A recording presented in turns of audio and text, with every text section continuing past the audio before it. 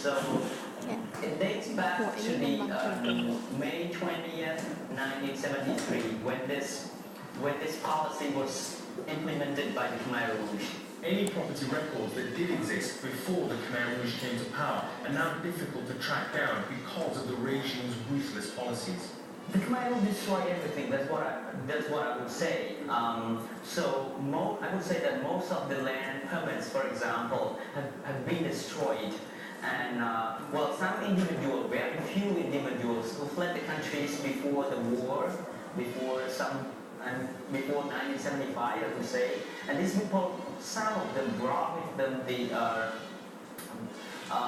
land permits, so they still have it, but very few.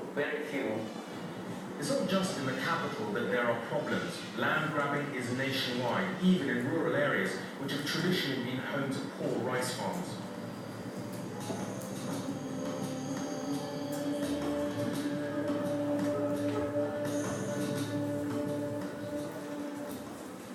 Nem Nat is a farmer on a small holding in the countryside in the southwest of Cambodia. He lives a modest life with his wife and 3 children, rearing a few animals and living off what he can grow on his land. And that's the problem. Like other villages in the area, his plot of land is small, only 30 meters by 100 meters. And as the years go by, he finds it increasingly difficult to farm enough food for him and his family. My plot of land is only 30 meters wide. It's too small. I want to grow watermelons and cucumbers and sugarcane. But if there is too much rain, I can't grow enough food on such a small plot. Nat says that his land used to be 6 times as large as it is now, but that a local landowner backed by the regional authorities has used the chaos in land ownership records to steal a chunk of it.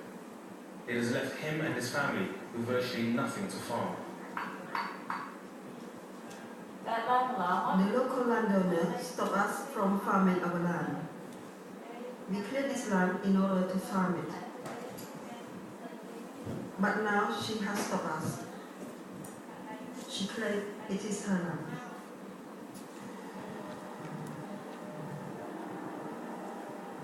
But there's a twist in Nat's story, one that makes his land dispute even more thorny, because Nat has a secret. He used to be a Khmer Rouge soldier. We used to fight from those mountains over there. That mountainous region used to be a stronghold of the Khmer Rouge army. For over a decade, Nat and his fellow Khmer Rouge soldiers lived in the jungle, traveling from one hideout to another. Even when the Khmer Rouge regime collapsed at the end of the 1970s, Khmer Rouge soldiers carried on fighting a guerrilla war, refusing to surrender to government forces. My life during the Khmer Rouge time was very tough. We lived in the mountains, in the jungles. There was not enough food. We were surrounded by enemy forces, constantly shooting at us. I found it hard to support my family. In order to persuade the Khmer Rouge to lay down their arms, the new government offered soldiers like Nat a plot of land to call their own. For Nat and other landless soldiers, it was a dream come true. Nat, like many others, accepted the government's offer, and whole villages of ex-Khmer Rouge soldiers were suddenly created all over the country. That's the family of a former Khmer Rouge soldier. The people who live over there are former Khmer Rouge soldiers. They too are former Khmer Rouge soldiers. They've all given land. We used to all live in the jungle together.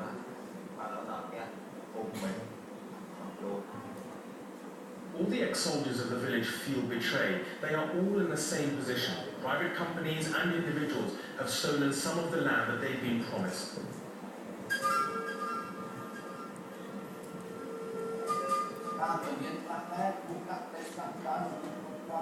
We all got hurt during the war and got nothing for it. This guy over here was hurt. Look, my leg gets numb You can still see the scars, and now they take our land.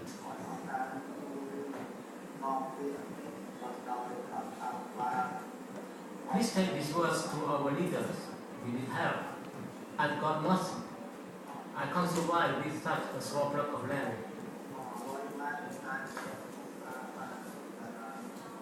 My family can't survive on this.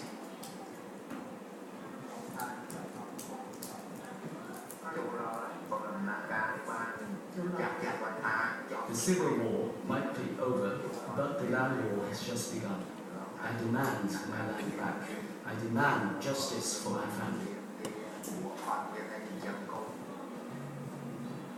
These soldiers complain that the Cambodian authorities don't protect them against ruthless land grabbers. And one reason why the government might not be supporting them can be found back in the country's capital. Currently on trial in Phnom Penh for crimes against humanity are some of the Khmer Rouge hierarchy. Pol Pot, the Khmer Rouge's infamous leader, died before the trials took place. But others like Dutch, the head of the notorious Tol Sleng prison, where the Khmer Rouge's victims ended up before being killed and dumped in the so-called killing fields, are being brought to justice. For former Khmer Rouge soldiers like Nat, it's an anxious time. Nat is not worried that he will ever be accused of crimes against humanity. He was only a foot soldier. But that the public backlash against the Khmer Rouge will affect his chances of getting his land back.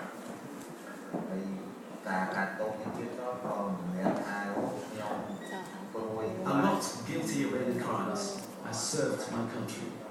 I didn't understand the policy of the Khmer Rouge leaders. I was just a soldier. I served my country and I nearly lost the use of my legs.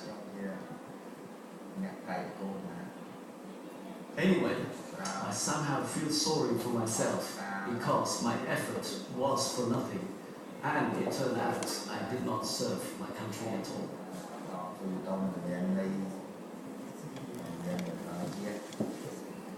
To get his land back, Nat must first prove that he does own it. No easy task in a country where property records have been destroyed. And then he must confront the local landowner who claims that she has an even stronger right to own the land. Join me after the break to see how poor communities in Cambodia are attempting to secure their rights to their land.